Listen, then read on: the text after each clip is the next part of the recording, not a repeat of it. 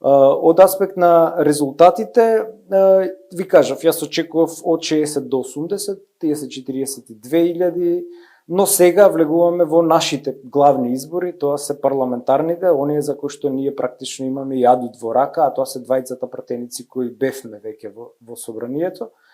Така што тоа се материјалните прилики, ние ги прифаќаме како такви, не очајуваме, напротив, учиме од искуството и одиме сега да освоиме, да го дуплираме овој резултат, практично да освоиме нашата проекција од 80 до 120.000 гласови, бидејќи статистички гледано,